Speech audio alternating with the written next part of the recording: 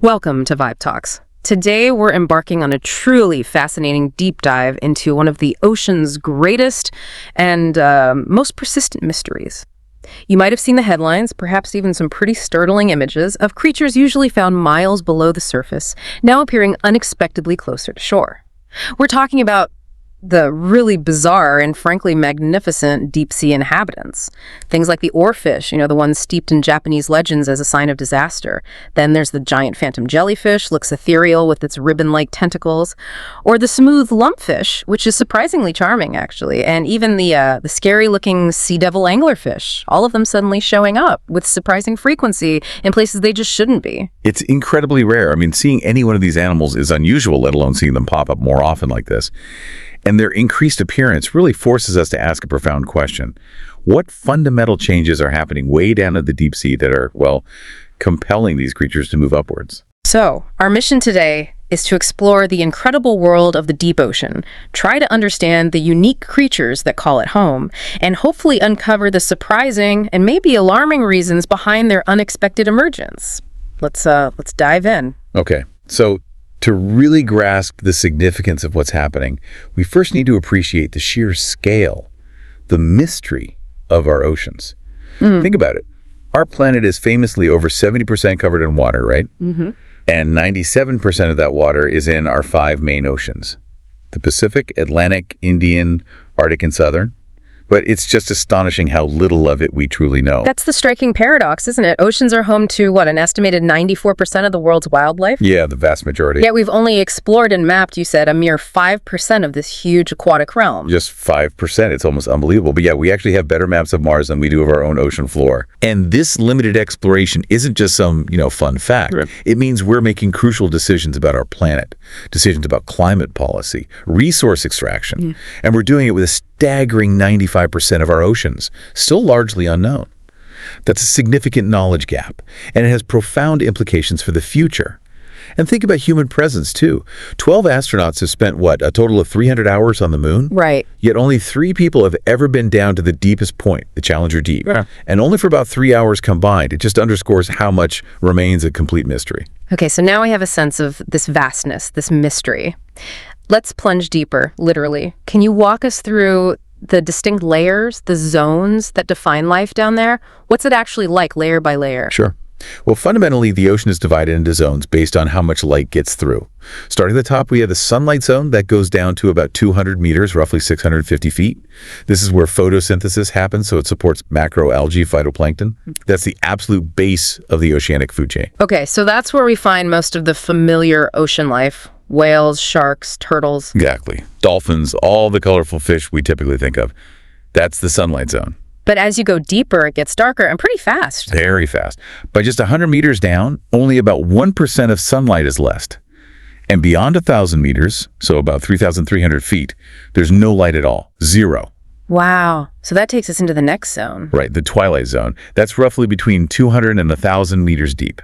And what's really intriguing here is how the light itself changes. Water absorbs longer wavelengths first. Meaning red light disappears first, then orange, yellow, green, eventually leaving only blue and violet light penetrating the deepest parts of this zone.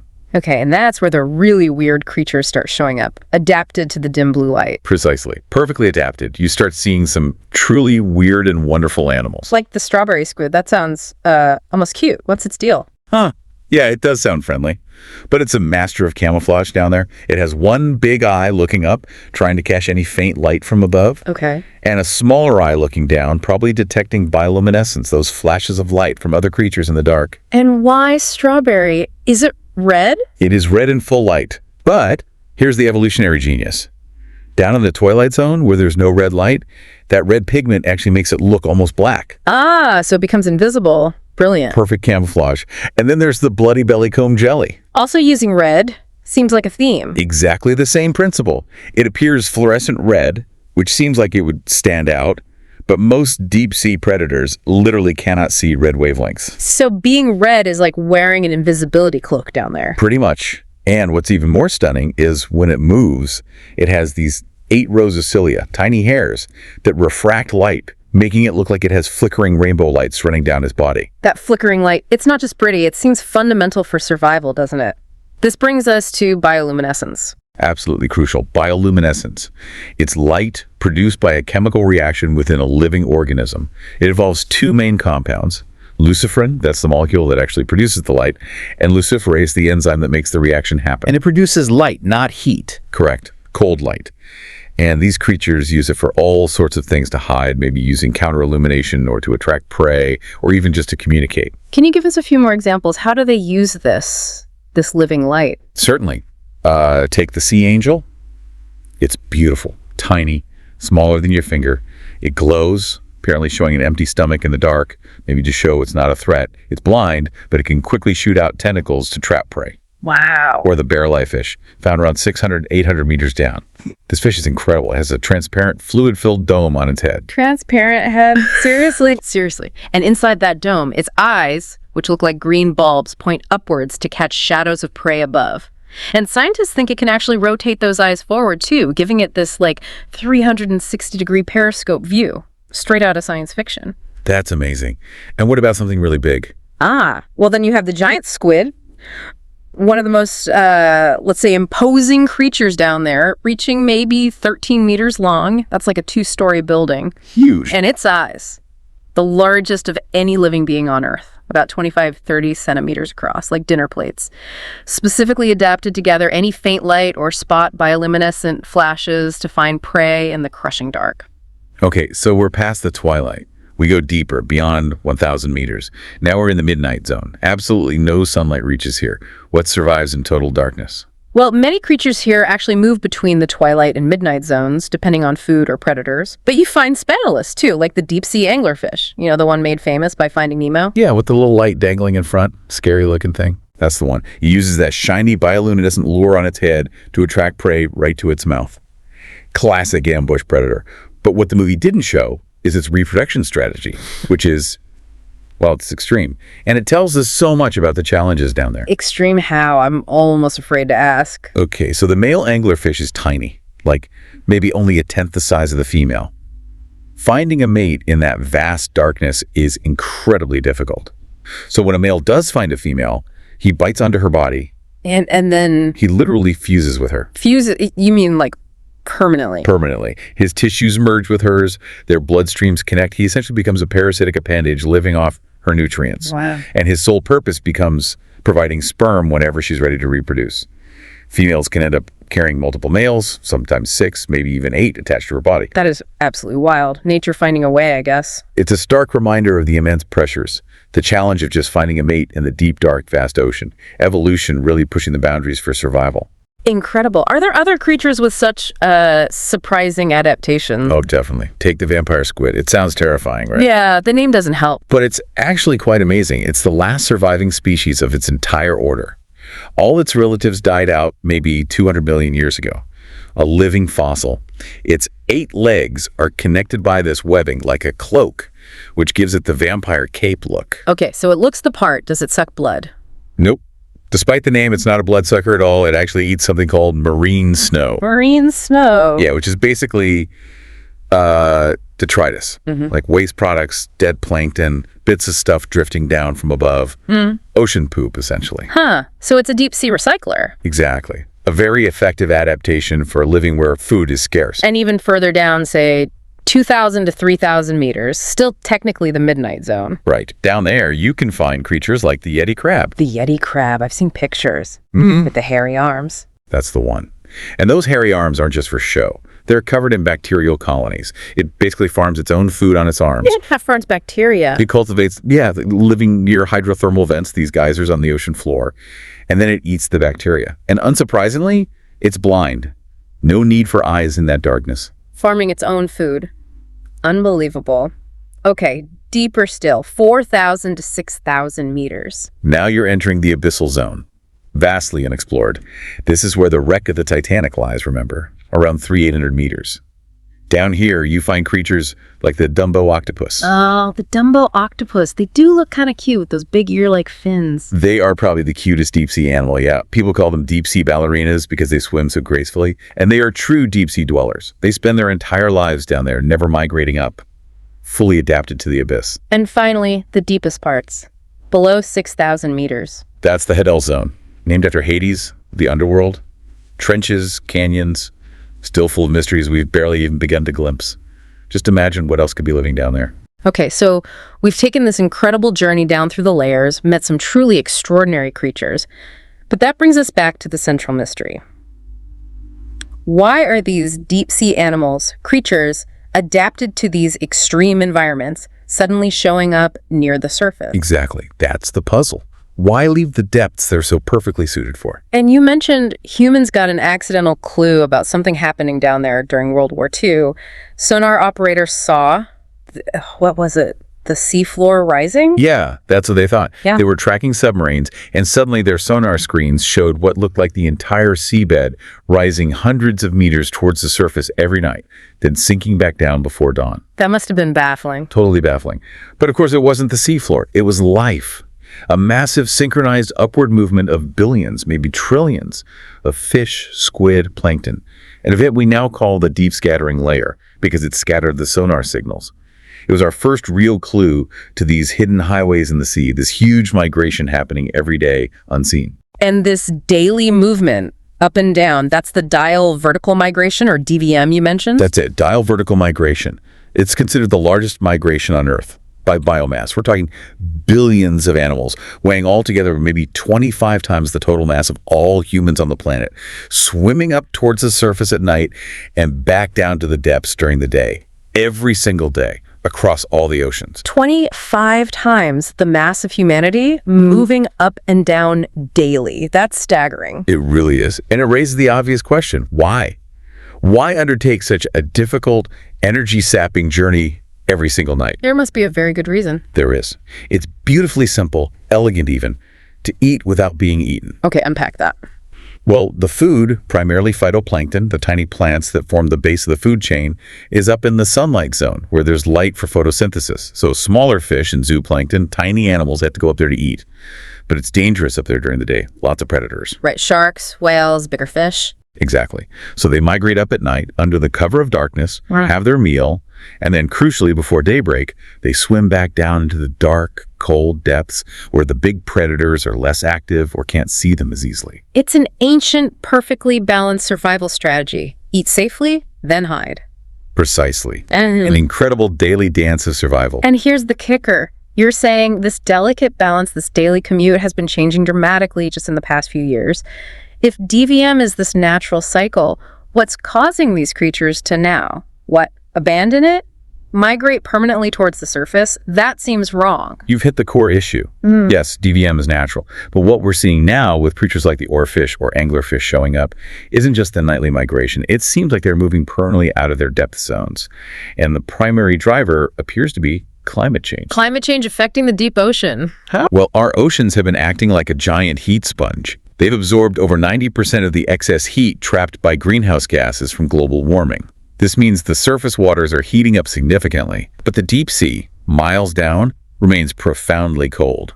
It takes much longer for heat to penetrate that deep. So you get this bigger temperature difference between the surface and the deep. Exactly, much bigger. And warm water is less dense, it's lighter, so it stays at the surface. Colder, denser water stays at the bottom. This increased difference makes it harder for the layers to mix. It's called stratification. Okay, less mixing. What does that mean for life down below? It has a critical consequence. Oxygen. Most of the oxygen in the ocean comes from the atmosphere dissolving at the surface or from phytoplankton photosynthesis near the surface. Yeah. If the layers aren't mixing well, that oxygen struggles to reach the deep sea. This leads to an oxygen shortage in deeper waters. So the deep is losing its breath, essentially. In a way, yes. These deep-sea creatures evolved over millions of years in stable environments, stable temperature, stable oxygen levels. They aren't equipped for rapid change. So in a desperate search for oxygen, for water they can actually breathe, they are literally being forced to migrate upwards towards the surface layers where there's more oxygen. But that's incredibly dangerous for them, isn't it? They're not built for the warmer surface waters or the light or the predators up there. It's a perilous journey, absolutely. They become easy prey during the day. They're physiologically stressed by the temperature. It's an evolutionary trap-flee suffocation, only to face other fatal threats. What are the long-term predictions? This sounds really bad. They're grim. Scientists predict that by the end of this century, the temperature of even the abyssal zone, remember 4,000 to 6,000 meters down, could increase by just 1 degree Celsius. 1 degree. That doesn't sound like much down there. It doesn't, but in such a stable environment, it's huge. And this seemingly small change could force deep-sea creatures to migrate upwards 4 to 11 times faster than they might be now. This puts the future of these amazing creatures, many of which, remember, we haven't even discovered yet, in grave danger of extinction. And it's not just about the creatures themselves. The deep sea plays this vital, often overlooked role in regulating our planet's carbon dioxide. How does that work? Well, phytoplankton, even in deeper zones or those that sink, absorb vast quantities of carbon dioxide. When they die or are eaten and excreted as marine snow, that carbon sinks to the deep ocean, effectively locking it away for centuries. The deep sea is a massive carbon sink. Okay. But as the oceans warm and stratify and ecosystems change, the ocean's capacity to absorb and store CO2 is decreasing, which of course creates a feedback loop, potentially making climate change even worse. Wow. So warming forces creatures up, harms ecosystems, and reduces the ocean's ability to help us fight warming. That's a concerning cycle. And you mentioned there's another threat looming, something more direct from humans, deep sea mining. That's right. As if climate change wasn't enough. There's growing interest from some companies and countries in mining the deep seabed, particularly around hydrothermal vents. Why there? These vents are rich in valuable minerals, things like copper, gold, silver, cobalt, nickel, metals that are in high demand for electronics, batteries, things like that. But those vents, aren't they unique ecosystems, like with the Yeti crab? Exactly. They are incredible, unique oases of life in the deep. They support species found absolutely nowhere else on Earth, creatures adapted to extreme temperatures and chemistry, like the scaly-foot snail. Scaly-foot snail? Yeah. It lives near vents and incorporates iron sulfide into its shell and the little scales on its foot, literally giving it iron armor. It also has a ridiculously large heart for its size, about 4% of its body volume, probably to cope with the environment. Mining these areas would mean large-scale destruction of these incredibly fragile, slow-growing habitats and the unique life they support. We don't even fully understand these ecosystems yet. Who decides if this mining happens? Is anyone regulating this? There's an international body, the UN's International Seabed Authority, or ISA. They're responsible for regulating activities in the seabed beyond national jurisdiction. And yes, they are reportedly under immense pressure to finalize regulations and potentially start granting exploitation licenses. But there must be opposition. Oh, absolutely. There's strong global opposition. Many environmental NGOs, scientists, and actually 32 countries now have called for a moratorium or a ban on deep sea mining, citing the unknown environmental risks. Organizations like Greenpeace are campaigning actively. There's a real global movement pushing back, trying to protect these last sort of untouched realms before we cause the kind of damage we've seen elsewhere. It really brings to mind that quote from Mahatma Gandhi. The world has enough for everyone's need, but not enough for everyone's greed. It feels very relevant here. It perfectly encapsulates the situation, I think. The stakes are incredibly high for these unique ecosystems and potentially for the planet's health. What a journey we've been on, seriously. From these mysterious sightings of oarfish and anglerfish near the surface, down through the bizarre and wonderful zones of the deep ocean, meeting these incredible creatures, and then confronting these critical threats they face. The warming, the oxygen loss forcing them upwards, and now this looming prospect of deep-sea mining. It's a lot to take in. It really is. And it just hammers home the profound interconnectedness of everything on our planet. The health of these incredibly remote, unexplored depths is somehow intrinsically linked to our own well-being, especially through their role in regulating the climate. It's quite sobering, isn't it? To think that places so far removed from our daily lives, places we barely understand, are feeling the direct impacts of our activities. And here's a final thought that really connects it all, makes it even more profound. You mentioned hydrothermal vents earlier. Well, many scientists actually theorize that life itself, life on Earth, might have originated at vents just like those, deep beneath the waves billions of years ago. It just raises this huge question. If the deep sea might hold the secrets to our origins, what other secrets, what other wonders does this vast, unexplored realm still hold for us? And maybe more importantly, what responsibilities do we have to protect it, especially now, before it's too late? Absolutely. That's the crucial question. The mysteries of the deep are far from solved. And the more we learn, even these worrying things we've discussed today, the more we understand just how vital these ecosystems are, not just for the creatures living there, but for the entire planet, including us. That was today's Vibe Talks. Keep listening, keep thinking,